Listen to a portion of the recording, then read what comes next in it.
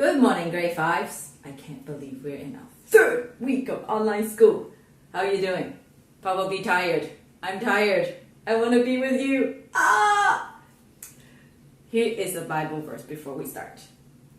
Yet the news about him spread all the more, so that crowds of people came to hear him and to be healed of their sickness. But Jesus often withdrew to lonely places and prayed. Luke chapter 5, 15 to 16. Now we are super busy. Jesus was super busy. He was busy feeding people, healing people, walking on water, doing all kinds of things, arguing with the Pharisees. But he did take time out to pray. So you're busy, your parents are busy, your teachers are busy. But we all need to take time to pray, to be quiet before God, to talk to him, so that you know who you serve and what your focus is. So let's jump right into our lesson. The title of our lesson today is Complementary Color Composition, the 3 C's. Let's look at what we did last week. Anthea from 5B, I'm using yours as an example because you filled in the color. I could crop it out nicely, but we should all have created a teacher's resource for yourself with a color wheel as well as a color chart for complementary colors. So what we are learning today is to observe our surroundings, apply our knowledge of complementary colors. And what I'm looking for will be 3 clear images, a variety of objects to photograph. So here I have an orange and a blue eraser. Now remember, if you look at the chart on the top left corner, you will see that orange and blue complement each other. So I put those 2 objects together and took a photograph, and that is what you're going to do. Let's take a look at some more image. So this is an orchid. I'm sure a lot of you have seen it over Chinese New Year's, or you might have one at home right now. And if you look at this orchid, the overall color is violet. But if you look right in the middle, you will see that it is yellow. I bet some of you can name what that middle part is, which I don't know. So if you could tell me, that would be great. This yellow in the middle, you can see God is like the best artist because he put those colors together, and people like us, we just theorize them afterwards. Okay, let's take a look at the next slides. Yes, over the last few weeks, most of you and me have been cooped up in the house. So every weekend we take a long hike as a family, and as I walk, I pay attention to my surroundings. So this little bush is actually right across the street from where I live. It is red and green. It is quite beautiful. The red and green is a nice balance. The amount of color, there's a nice balance of the amount of colors. And you can see that the red is scattered throughout the green near the middle, and it's mostly red at the top. So that is the 2 color really complements each other.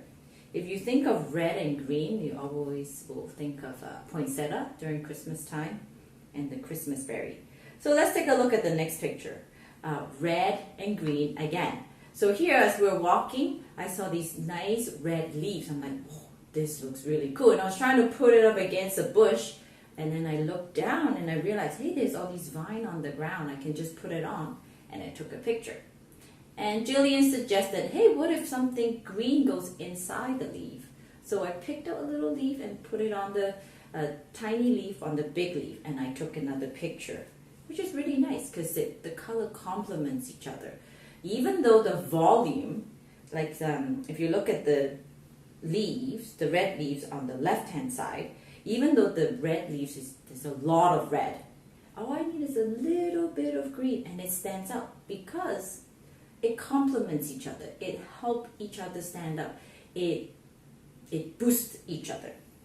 So throughout your exercise or throughout your homework this week, always have your teacher's resource that you created with you so you know what complements what.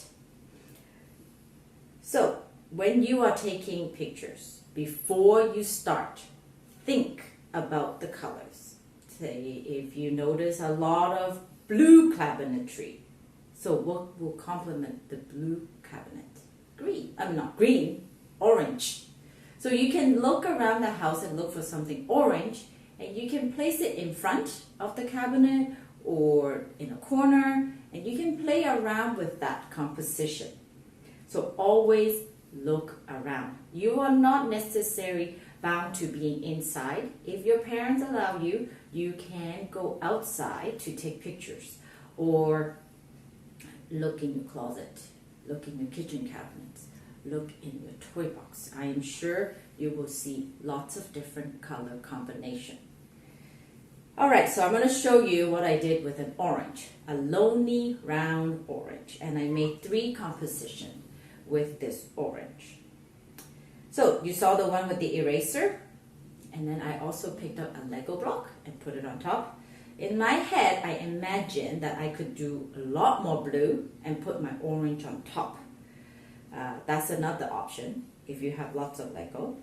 And then I also was eating dinner as I was eating my orange, and I noticed my bowl is blue, and I decided to put the top of my orange inside the bowl, and so it's round and round. So it makes an interesting composition. So it will be your turn to look. One thing that you need to remember as you are taking pictures is that you need to focus on your object. That means it's not fuzzy. It has a crisp edge. That means you can see it clearly.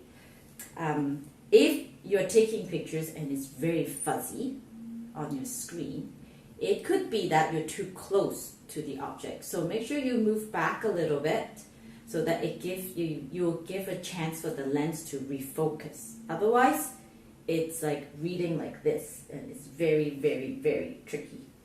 So make sure you move back. And then also make sure your picture is in the middle of your picture. Your objects are in the middle of your picture and not off into a corner. Once you have taken the picture, we can take time to adjust and to reframe it. So remember, as you take your picture, complementary color composition. I have included a worksheet for you, so you can take it anywhere you want. If you're going out on a hike and you quite don't remember your complementary color or what you need to do, you can refer back to it. I also included 4 samples for you.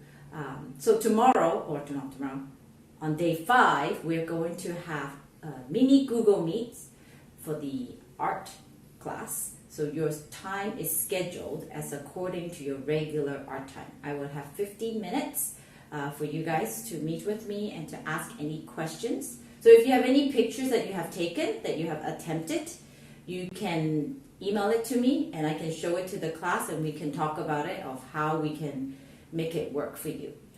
So again, if you have any question, please feel free to email me. Have a good day.